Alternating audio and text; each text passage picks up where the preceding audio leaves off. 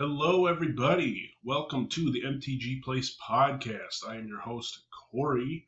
Um, Today I'm joined by Jake, also known as Sleepy Shaman. You might remember him all the way back from episode 0. Say hi. Hey everybody, how's it going? Yeah, and I just want to plug some ways to support the podcast here. We appreciate everyone who does. We have a Discord you can join. We have a TCG Player affiliate link. We have a Patreon that starts at $1. And also, you can follow us on YouTube and just by listening. It's time for Magic News! We had some good news over the break. We were featured number 9 in the Feed Spot article for the best 25 Magic the Gathering podcasts, which is crazy considering we only have like 10 episodes. So thank you guys so much. If you had any part in that, we appreciate it. We'll have a link to the article in the show notes. Also, Magic News double feature pre-releases this weekend. You gonna play in any of that, Jake? I don't think so. I'm actually pretty busy this weekend, so probably won't be there. I guess for those of you that don't know, double feature is basically they're combining Crimson Vow and Midnight Hunt into one pack, and it's monochromatic colors, and there's 2 rares in every pack, one from each set. So some stores are doing some pre-release events this week, and then it's releasing next week. Some people are doing some events in an arena. They're doing a double feature event that will be 10,000 gold or 1,500 gems. And if you get 7 wins, you get 2,500 gems back. So you can do some drafts on Arena as well, and you get Dracula card styles for that as well. You gonna play that on Arena at all? Like I said, I'm pretty busy, so I probably won't even be getting on Arena. And then Magic Online's doing a Ravnica Cube launching this week. So it's Ravnica Cube, so it's everything from all of the Ravnica sets, I believe, which is going to be crazy. So it's basically similar to a Legacy Cube, except for it's only Ravnica. So if you want to play your favorite guilds, you can play that on Magic Online, for those of you that still play on Magic Online. And then Secret Lair, Capricorn Astrology lands are out now for pre-order. I'm a Capricorn, but I don't think I'm going to order these because I honestly don't think they look that great. But, teach his own if you do. And I also just don't like paying for basic lands. But, throughout the past so far, the Secret Lairs, most of them have gained value. So it might be a financial investment. Yeah, I think they look pretty cool, but just for the price for basic lands, I've never been interested in paying for basic lands. Yeah, their bundle for the foils, it looks like you get 4 packs of 5. So you get, 20 lands in foil for $150. That's a lot. Seems a little outrageous to me. Too much money just for some foil basic lands. They look cool, but just I can't bring myself to do it. Right. All right, now we're going to move into our finance section. This year, we have some top winners and losers in cards. I'm just going to point out a few highlights here, but Crime Punishment is up to $13 from 79 cents. So if you have that card, oh yeah. Let's see. Gravestorm is up to $25. The Island of Wak Wak went up from 200 to 2,500. We were just talking about that before the show. It seems like a crazy card from Reserve List. I'm pretty sure that has to do with buyouts. Yeah, it could be. It can work well in Commander, I suppose. Looks like almost everything on the reserve list has gone up about 200%. So people still thinking about getting reserve list cards might be worth doing. There's a lot of reserve list cards that are losers as well, though.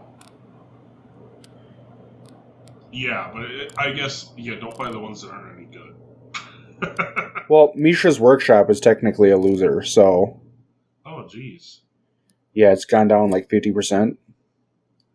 That's crazy. So there are good cards on the losers list for reserved list. Yeah, you can look all this up on MTG Stocks. They have a list of highest winners and losers.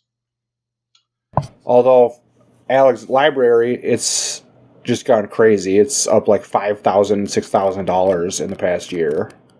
Yeah, our buddy John's probably killing himself for selling that for like $2,000. Yeah.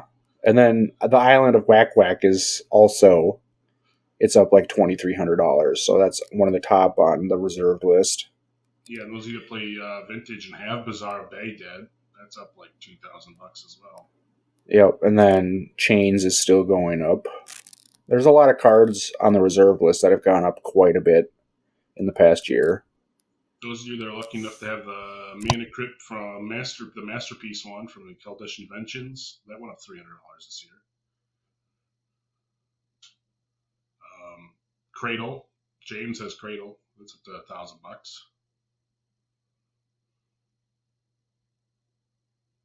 So yeah, that'll be pretty interesting to see prices if they're going to keep going up and up, or if they'll print the reserve list ever and it'll tank.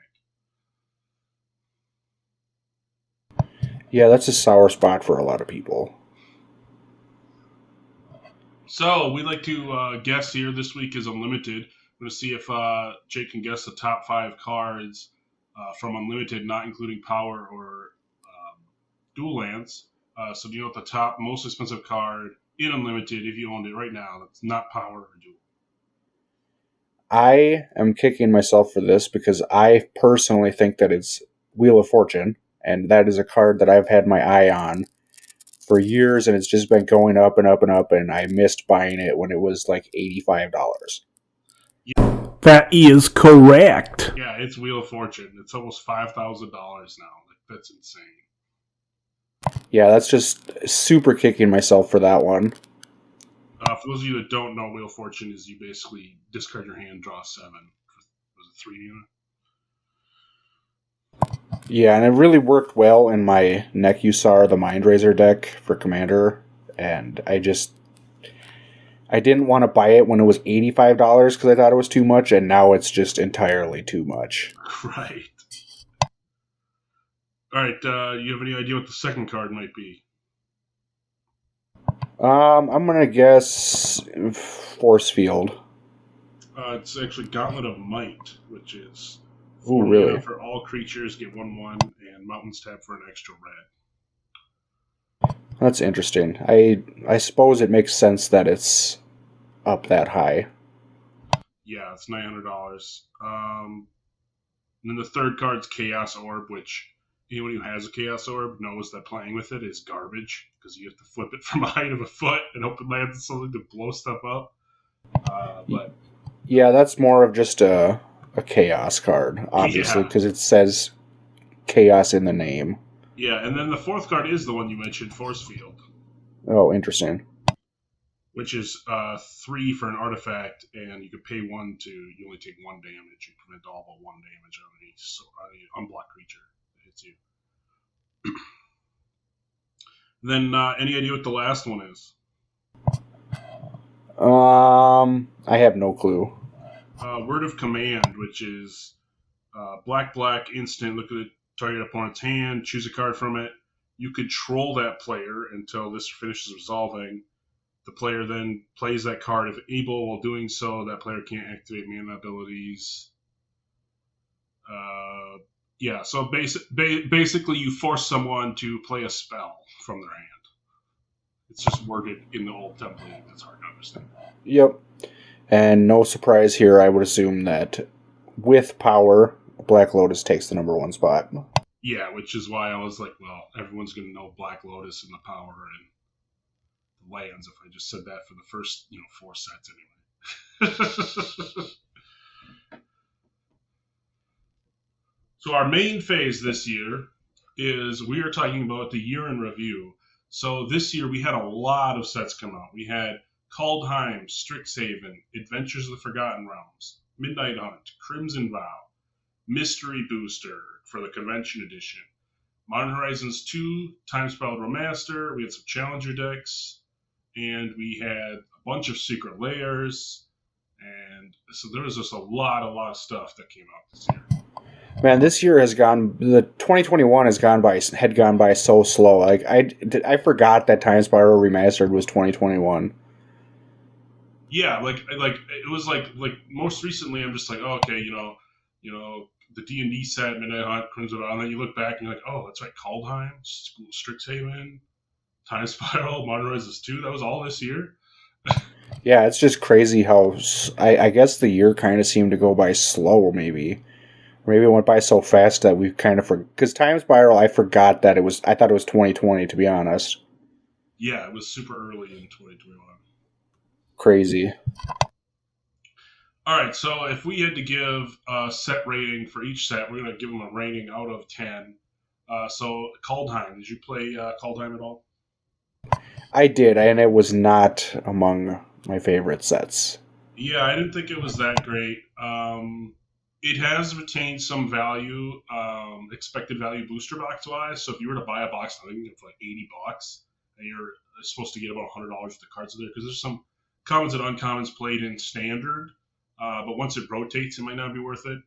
If I had to give that a rating, I'd probably give it like, I don't know, like a 6. It's a solid set, but not super great.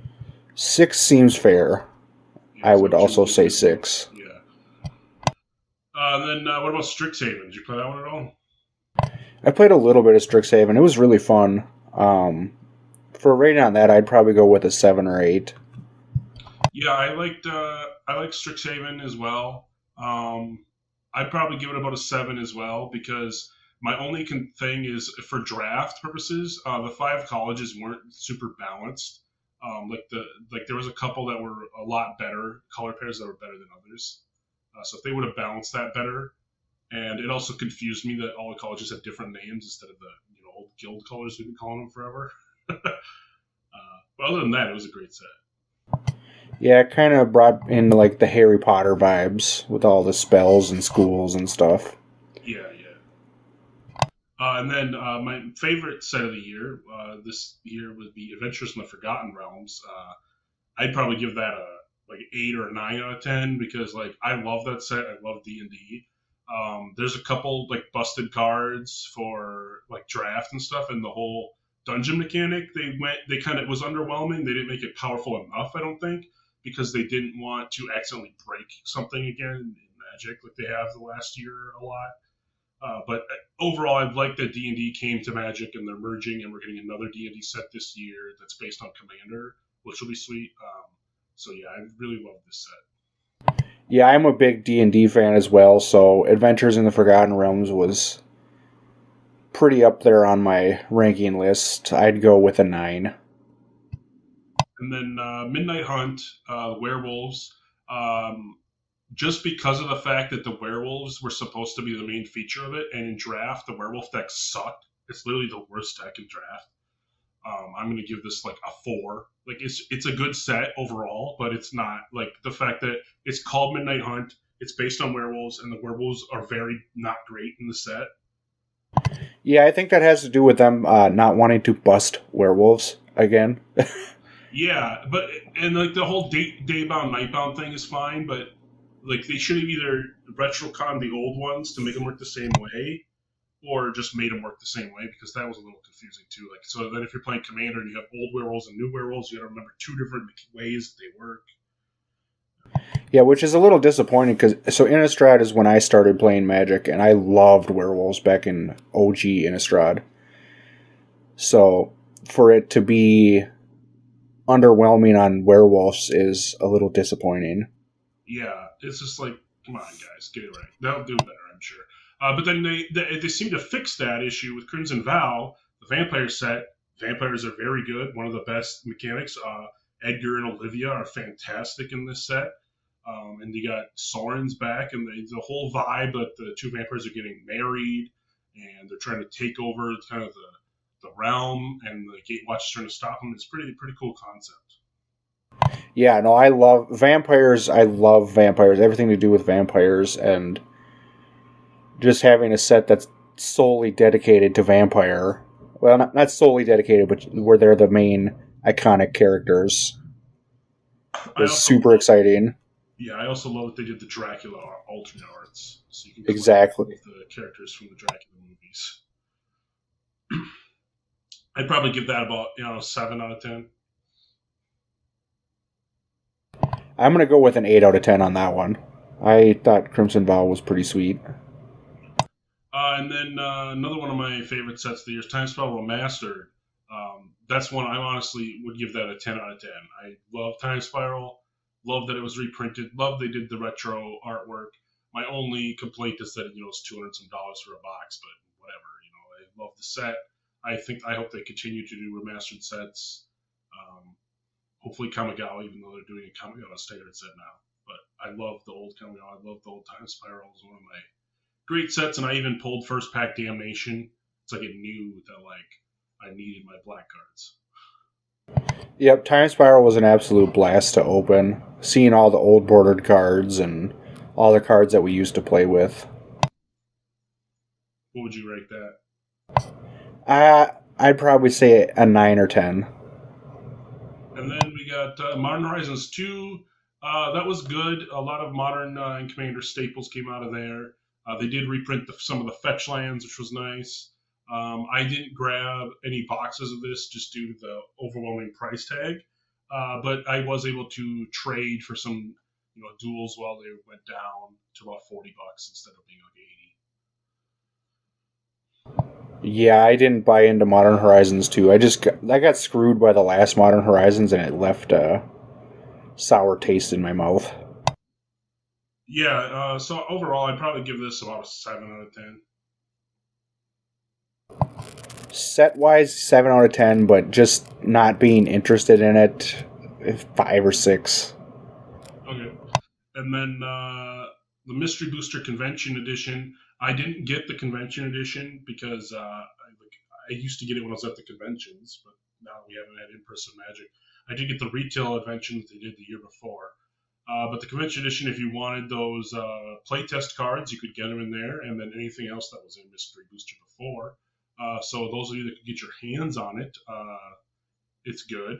I do like the Mystery Booster overall. I do think the name mystery is kind of weird because it makes people think maybe it's not worth it, like those Walmart mystery boxes. They probably should call it like Chaos Draft set because that's basically what it was. It was just chaos and fun to draft. And there's about 1,600 different cards in there, so you're never you could open like 5 boxes and not get a ton of repeats. Yeah, I definitely noticed when I opened the retail Mystery Booster, I wasn't getting a lot of dual rares. When I open normal sets, you get there'll be one rare where you seem to get 5 or 6 of them, but I didn't notice that with the Mystery Boosters. Right. So overall, I'd probably give it an 8 out of 10. Just I don't like the name of it honestly, but otherwise it's good. Yeah, if you're going based off of the set name, 8 or 9. But there's a lot of good cards in there, and pulling different cards, it probably gives it that 9 in my opinion. Yeah. Then we had let's see the Challenger decks for 2021. It's just some straight to play standard decks. Some of them were all right. It was like the Mutate deck and the Boros deck were all right. I'm not a huge fan of the Challenger decks. They are better than those old intro decks, which they now have gone away with to do Commander decks, which I'm all for because I love Commander. I like the Challenger decks because they give people a cheaper option to get into Standard if they want. True. That's true. And then the Pioneer ones I liked more because it was a lot like the top meta decks. Minus a couple cards. So you still had 1 or 2 copies of the card, but if you wanted it to be the exact meta deck, you need to go out and buy another copy and combine the cards or something. But just have 4 of everything.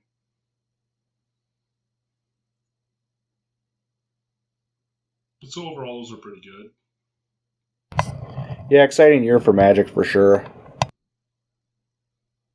All right, so then what was if you had to pick one of those sets, what was your favorite set?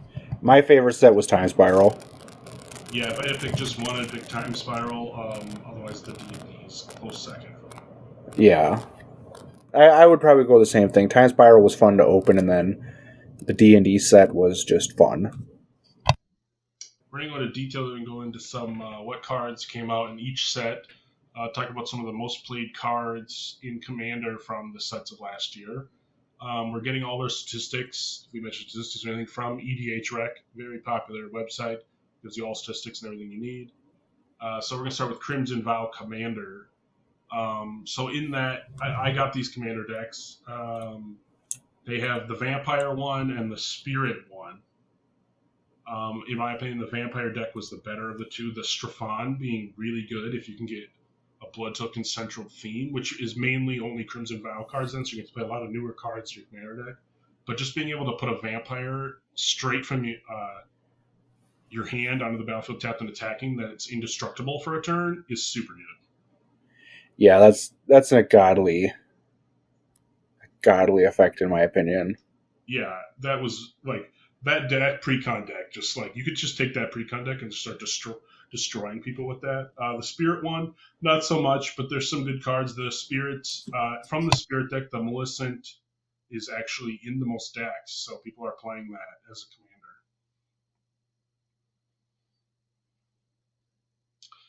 And then cards played in other decks, like I said, Strafon is in 5% of decks. Sinister Waltz, choose 3 creature cards, put 2 of them on the battlefield and 1 on the bottom. That is played in 5% of decks. That Wedding Ring is like a white staple now. It's up to like almost $30, $20-$30. It's at 4% of decks. And that's where if you have an opponent that's drawing a bunch of cards, you basically marry them because you make a copy of it on them. And then whenever they draw, you draw. So it's pretty good. Yeah, and I obviously Olivia and Anya were super godly as well. And they're actually in a lot of decks. Which makes sense because, they're played as commander a lot. Yep. And then for the main set, Toxrill is the most popular. I actually have a foil pre-release Toxrill that I'm about to probably trade away because I'm not going to use it and it's worth a ton of money right now. 1,700 decks. And then the deck that I want to build, I still don't have this guy. I need to get him. He's only 30 cents, but he's the second most popular is the Rumo Stromkirk.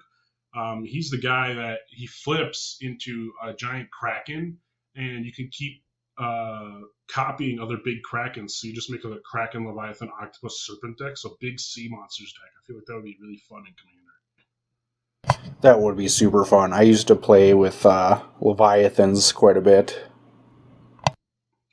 Then the Frog guy is pretty popular. So you can make Frog Tribal if you want. Whenever Frog attacks, you mill 3 cards. And then when a card is milled, you get a Croak counter, and then you can cast stuff with Croak counters on them. So that's kind of cool. You just kind of get more cards to play. Olivia, like you said, super good. Torrens, if you have humans, but Torrens, that deck already kind of existed. Let's see. Then we got Helena and Alana, Edgar, Audric, the lands from the Innistrad, the come and tapped unless you control 2 or more. Those are all played in 40% of decks now because they're great in Commander. Like they just basically never come untapped in their dual lands. Yeah, no, those are going to be going up in price as well, I would think. Yeah, so definitely pick them up now with only like $5. Yep. The Midnight Hunt, some top cards. We got the Zombies guy. And then we had the Curse deck actually has a commander now. And we got some humans. And then we got a bunch of just random stuff in the main set because, like I said, the werewolves we did get a werewolf commander though. So if you want to play a werewolf deck, we got a better werewolf commander card. Tovar. I think he was even played on Command Zone. Then you got Vadric, where you cast spells and then he buffs his powers. It's kind of Voltron-y blue-red deck. You got Old Stick Fingers, where you just keep milling. Or you reveal cards and put cards in the graveyard, and then he gets big for everything in the graveyard. You got Lear, which is a super powerful card that makes no spells can be countered, and then it gives everything in your graveyard flashback. Like super good. Yep, super godly. And then again, the other 5 of those lands were printed in Midnight Hunt, which are super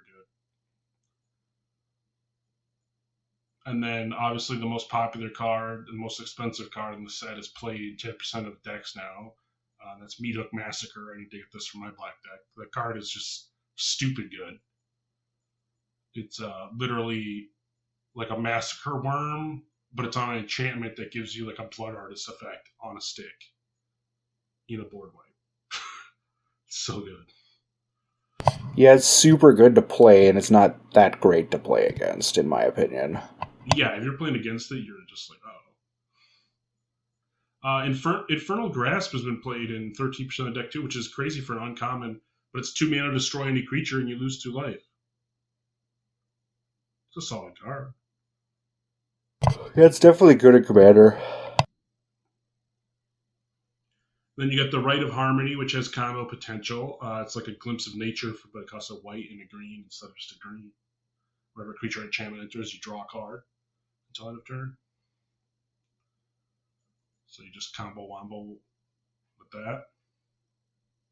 And you got the Wrenn and 7, the big planeswalker that can dump all your lands into your hand and then dump all your lands onto the field and then create tokens equal number of lands. It's just freaking busted. Like, that card is good.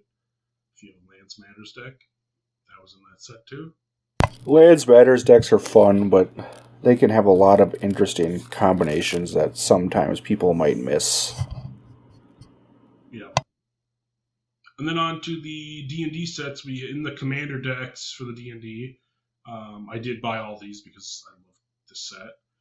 Prosper, super good. Commander deck.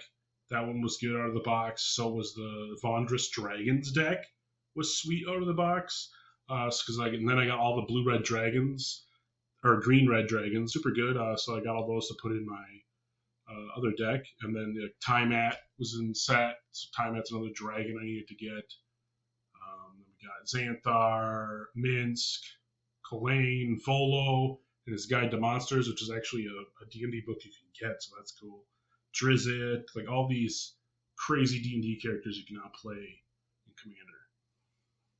Yeah, which was super fun, because I remember early on when we were playing D&D, we're like, oh, I wish these were Magic cards, and then now they're all Magic cards.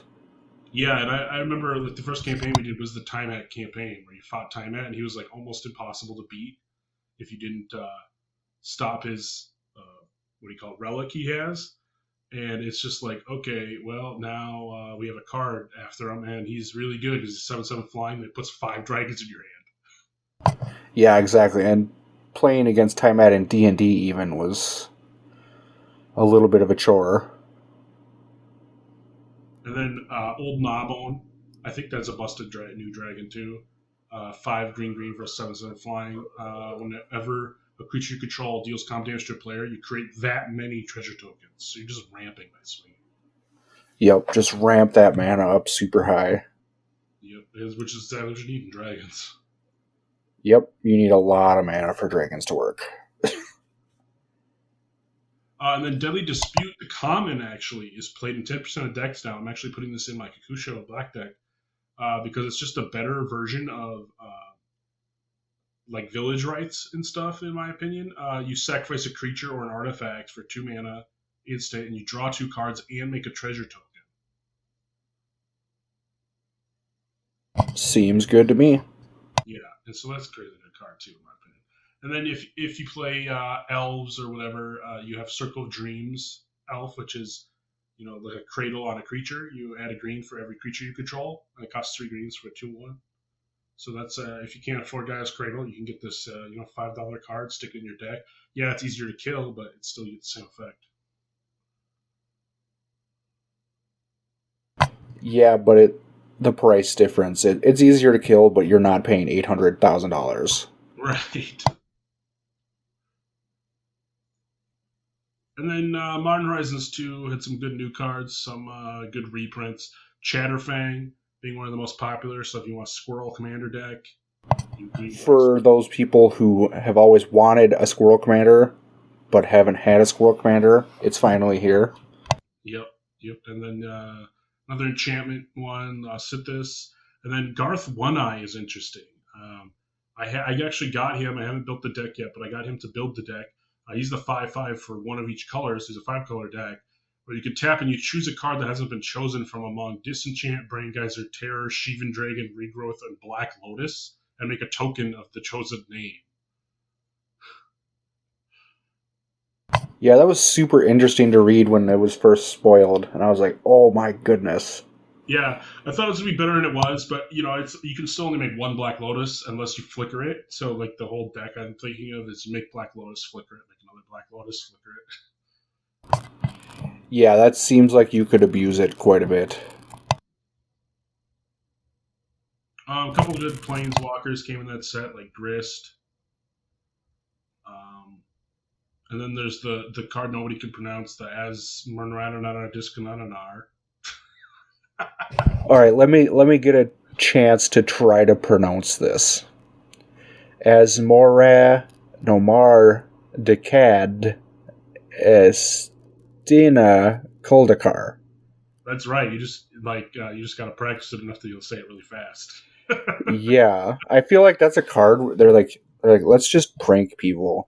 Right. And like, oh, he can't pronounce the card. Well, he can't play it then.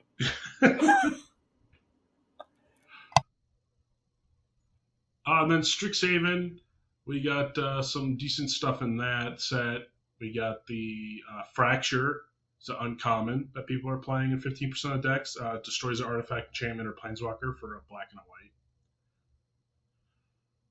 We also got Calling Ritual.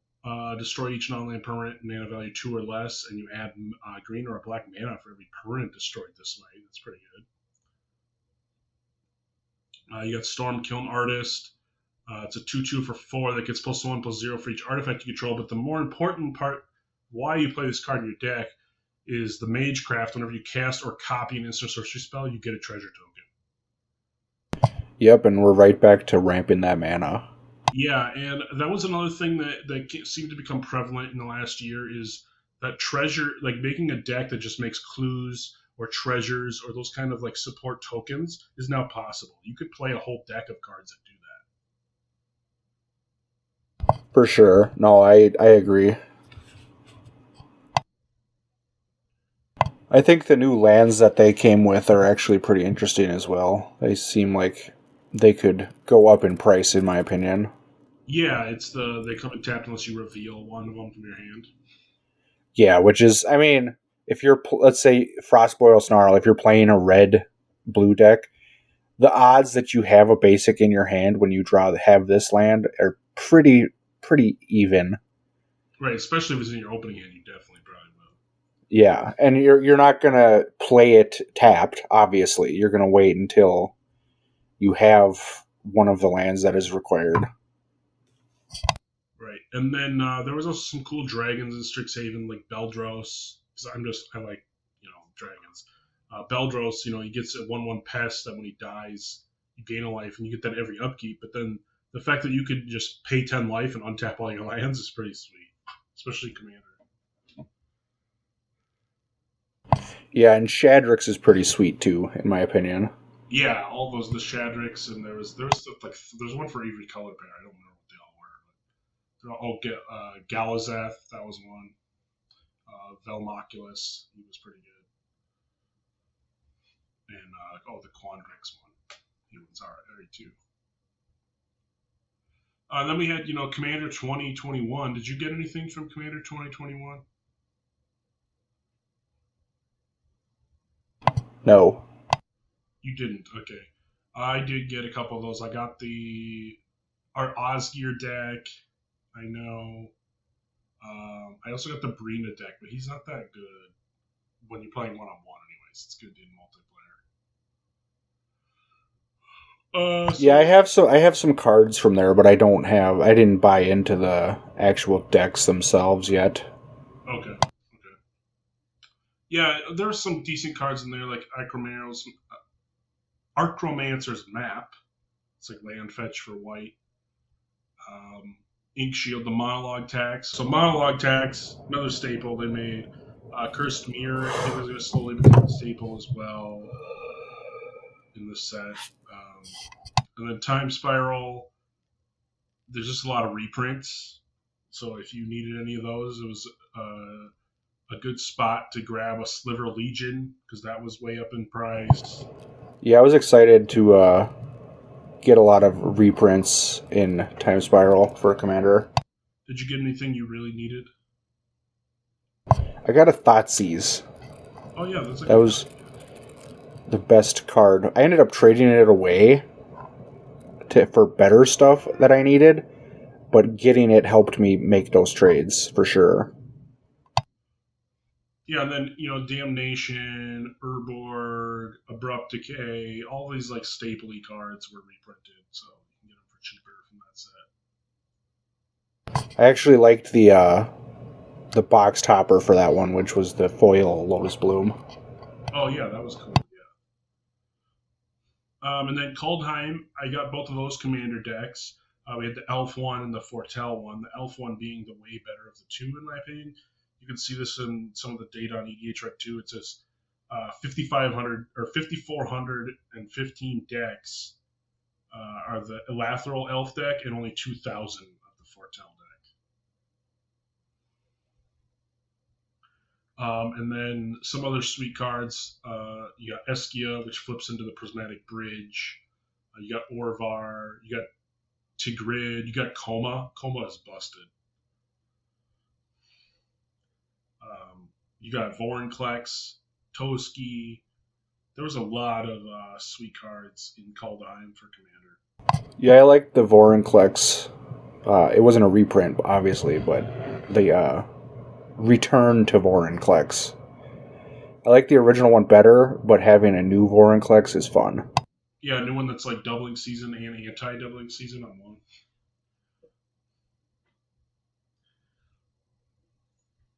And then there was a shit ton of Secret Lairs last year. Did you buy any? I have bought 0 Secret Lairs. Like I said earlier, the price for them just isn't worth it to me. Okay, I did get one. I got the Stranger Things Secret Lair just because I thought it was going to be mechanically unique, like The Walking Dead, and you weren't going to be able to get it. But now that Wizards has announced that they are going to add them to the list at some point in the future set, and they'll come up 4 times more often than a specific list card. So it'll be like one in a box you might get. Seems like it'll be easier to get these cards if you don't buy the Secret Lair one, but they won't be the Stranger Things versions. They'll be Magic names. Yeah, Stranger Things. I love Stranger Things, but I just didn't buy into the bait of the Secret Lairs. But yeah, so that was the one I got. And then you can look. We'll put in the show notes a link. You can look up all the ones. There was 9 super drops, each one with like 6 or 7 Secret Lairs. So I think that's like 50 Secret Lairs or some crap. It's almost one a week. It's like Wizards is milking them. Yeah, they like to milk for all the money they can. Corey's Crazy Card. Corey's Crazy Card segment this week is Apocalypse Chime, which is a crazy card because it has 2 for an artifact that has 2 tap, sacrifice it to destroy all cards from the Homelands expansion. So it only blows up stuff from Homelands, and Homelands itself is not a great set, and nobody ever plays it. And I have like probably 2 of these Apocalypse Chimes, and there's 0 use for it at all, which is why it's crazy. Yeah, that's a pretty crazy card. I mean, how many people are running Homelands cards in their decks? Right. It's a very niche card. Like, if you were playing a specific draft from Homelands, it would be good. Right, that's the only time. The top comment on this card on the Gather is hilarious. He goes, "This card is overkill. Having to play with Homelands itself is punishment." That's actually pretty good. Yeah, Homelands is... I've seen many lists where Homelands is considered the worst set ever. Yeah, Homelands and Fallen Empires were not great. Overall, the community rating of the card has 2 out of 5. Yeah, that makes quite a bit of sense to me. All right, then we're going to try a new segment here called Sleepy. That's another name for it's Jake's tag, a Sleepy Shaman. So Sleepy Sweeper. So this is a new segment, and we're going to see how well it goes. But every week every show I'm going to be doing a sweeper. So any board wipes or anything like that I particularly enjoy. This first week is going to be Damnation. I'm a huge black player, and it's just, in my opinion, it's one of the best board wipes there is. 4 mana to destroy the whole board. So yeah, it's like the Black Wrath of God. And when it first came out, I was like, finally, Black has a Wrath, and it's on my. I made a playmat with the art of it on it. It's literally like my favorite card in Black. One of my favorites. Yep, Damnation is one of those great sweepers, and that gets the first award of being on Sleepy Sweepers. Yeah, so anyway, thank you guys for listening. This has been our year in review cast. Please share this episode with your friends and others who love Magic. We're trying to grow our community. We have a Discord you can join. We have a YouTube channel you can follow, which is MTG Place. We just set up a Twitter, which is you can follow that, which is _MTG_Place, and we'll be posting out content. We'll also be posting some content on YouTube some more. We're going to try and get to that and continue with these podcasts that we know you guys like. Yep, everybody, thanks for listening, and thanks for your continued support.